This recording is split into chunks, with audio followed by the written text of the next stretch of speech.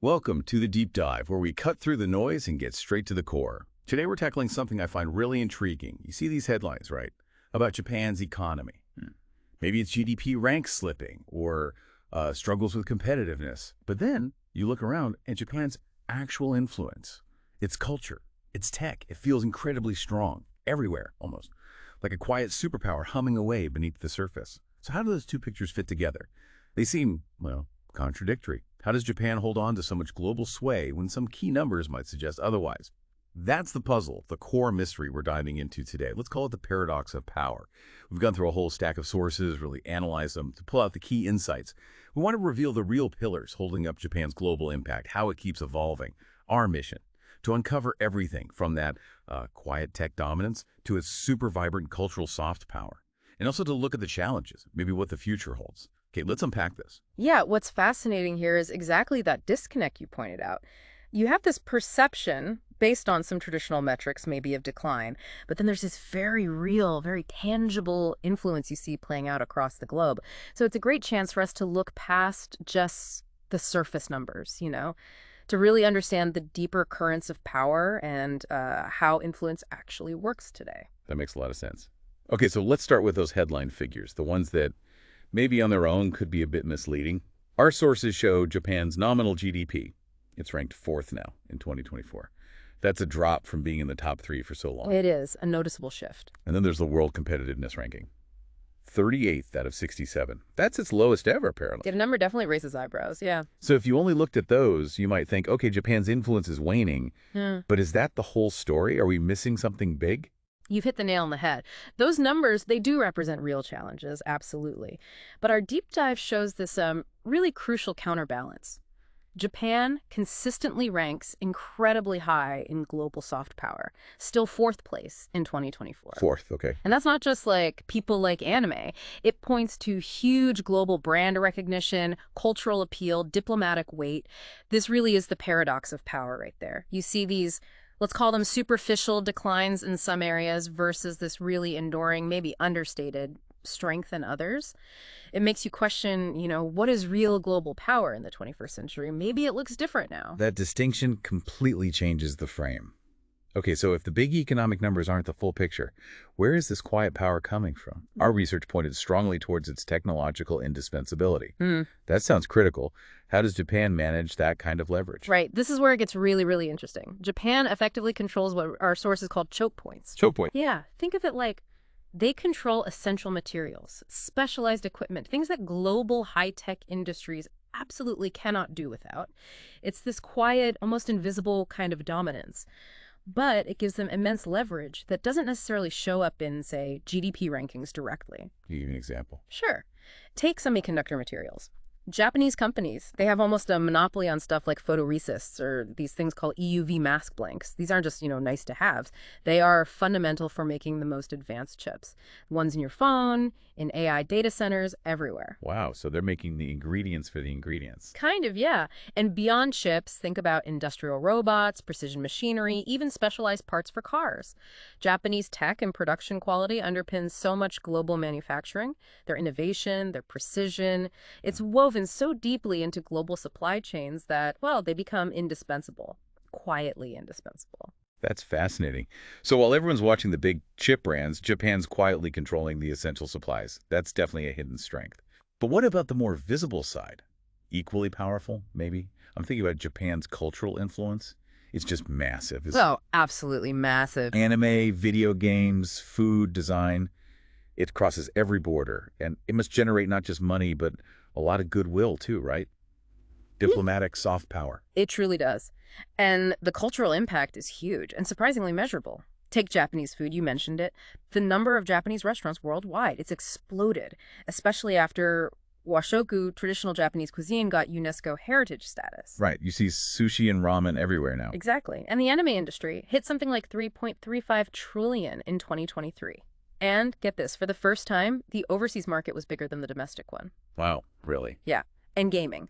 Sony and Nintendo, they held like 80% of the home console market back in 2021. Overwhelming. 80%. And it's not just products, it's also ideas. Think about Japanese design principles like Zen, minimalism. They subtly influence global trends in everything from architecture to fashion. So how does that cultural appeal translate into actual influence? Well, it creates familiarity, right? Positive feelings. It opens doors for conversations, for tourism, for business, for diplomacy, in a way that just having a big economy sometimes can't. It builds connections. That makes sense. That strong cultural base must definitely smooth the path for Japan's diplomatic role, too. Being the only Asian G7 member, that seems like a pretty unique and important position for global stability, especially in the Indo-Pacific. It's crucial. Japan really acts as an anchor for the G7 in Asia, a bridge, you could say, between the West and the Indo-Pacific region. And they were the architects of the whole free and open Indo-Pacific concept, FOIP. Right, FOIP, we hear that a lot. And they're actively pushing it, leading efforts to maintain a rules-based order in what's obviously a very complex, very strategic part of the world. Plus, their official development assistance, their ODA. In 2023, they made significant contributions, focusing on what they call quality infrastructure, helping other nations grow sustainably, building stability. Oh, the infrastructure, okay. And then there's their work within multilateral institutions, the UN, peacekeeping, pushing for nuclear disarmament. Japan is deeply engaged. So if you step back and look at the big picture, Japan is playing this really critical, often quiet, stabilizing role, shaping global norms, fostering cooperation. It's significant. Okay, so these pillars, tech indispensability, cultural reach, diplomatic weight, they paint a powerful picture. Quiet strength, enduring influence. But, no country is immune to problems. Even a quiet superpower must face internal challenges, right? Things that could potentially chip away at that long-term influence. That's a very important point. And yes, our sources clearly highlight a couple of major domestic fault lines, big ones. The first is often called the quiet crisis. It's demographics. A really severe declining birth rate combined with a rapidly aging population. The aging society issue, yeah, we hear about that. It's profound. It directly threatens economic vitality because the workforce shrinks. And it puts immense strain on social services, healthcare, the whole societal structure, really. A fundamental challenge. Definitely. The second major issue is climate change performance. Japan ranks quite low internationally, 58th out of 64 in one recent index. Oh, that low. Why is that? A big reason is its continued reliance on coal-fired power plants. And in an era where sustainability is becoming central to, well, everything, including soft power and international standing, that's a vulnerability. Right. So even with all its strengths, these domestic hurdles are pretty significant obstacles. They absolutely are. It raises that question. Can a nation keep its global influence strong if it's facing such major issues at home? That demographic crisis especially sounds tough. So looking ahead then, say, to 2040, what's the trajectory? It feels like Japan's future really hangs in the balance, doesn't it? Depending on whether it can leverage those strengths and tackle these weaknesses. Exactly. The sources we looked at actually lay out 3 potential scenarios for Japan around 2040. Each one is quite different. Okay, what are they? Scenario A is called managed decline. Basically, in this future, the demographic problems, maybe some institutional stiffness, they aren't really overcome. So economic vitality decreases. Japan becomes maybe a bit more a peripheral player globally. Still important in some tech areas, perhaps, but overall influence shrinks gradually. Okay. Less central. Scenario B is the niche superpower. Here, the idea is, okay, maybe the big domestic problems aren't fundamentally solved, but Japan doubles down really hard on its existing strengths, like those tech choke points we talked about, and its incredibly strong cultural industries. So it maintains, maybe even strengthens its influence, but in specific, specialized areas. A smaller footprint, but still critical in those niches. So focus power. Precisely.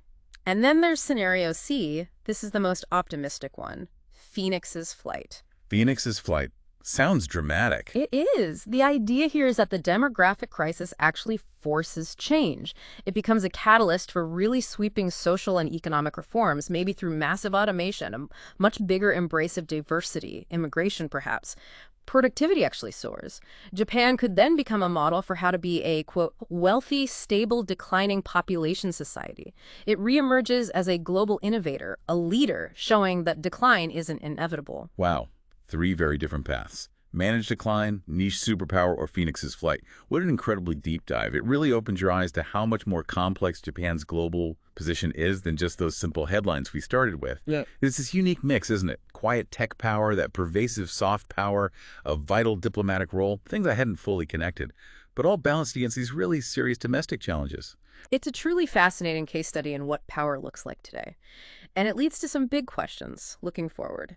Considering those three scenarios we just talked about, managed decline, niche superpower, Phoenix's flight.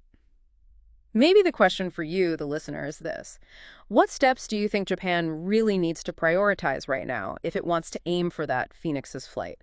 And maybe, what lessons can other countries learn from Japan's unique balancing act between its strengths and its very real challenges? That's a great question to leave us with. Thank you for joining us on this deep dive.